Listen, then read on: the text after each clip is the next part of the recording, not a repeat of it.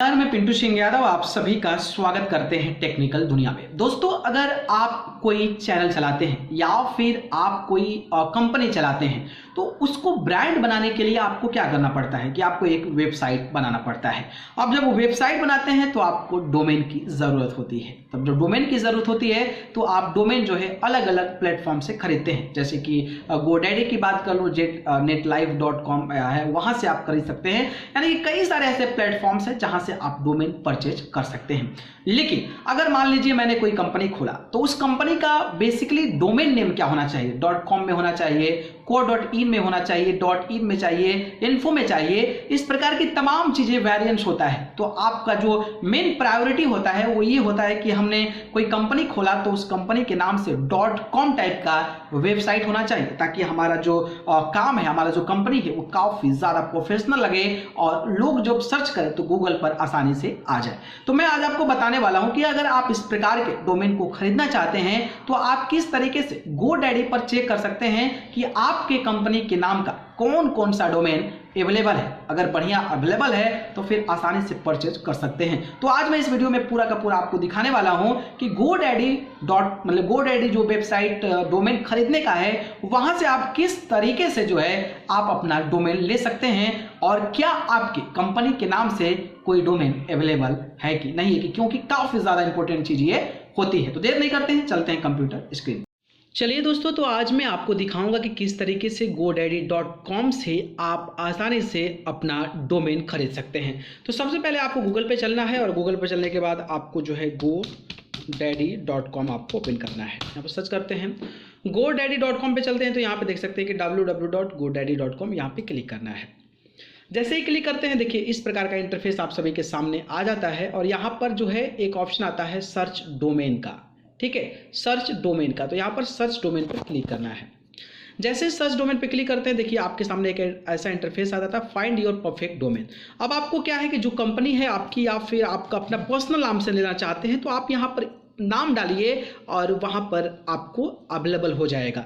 मान लीजिए मेरा नाम पिंटू सिंह यादव है तो मैं पिंटू सिंह यादव डालता हूँ, पिंटू सिंह यादव, और मैं .com से लेना चाहता हूँ या फिर पिंटू सिंह यादव डालता हूँ, सीधा यहाँ पर सर्च करता हूँ पिंटू सिंह यादव। देखिए यहाँ पर जो है अवेलेबल है, यहाँ पर पिंटू सिंह यादव .com नाम अवेलेबल है, 199 रुपया में है in first year with 2 year registration. कह रहा है कि 2 साल के रजिस्ट्रेशन के लिए आपको जो है 149 रुपये में मेरे नाम का डोमेन आसानी से अवेलेबल है।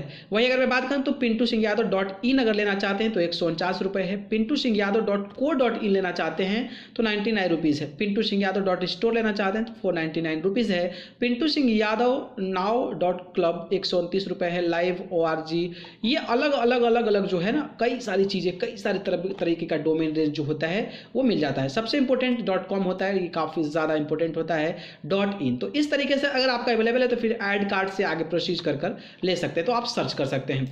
सपोज कि चलो मैं मेरा चैनल टेक्निकल दुनिया है उस नाम से है कि नहीं मैं देखता हूँ। टेक्निकल दुनिया डाल के यहाँ सर्च करता हूँ तो आप देख सकते हैं कि टेक्निकल दुनिया ये देखिए स्पेस है .com 199 रुपये का है।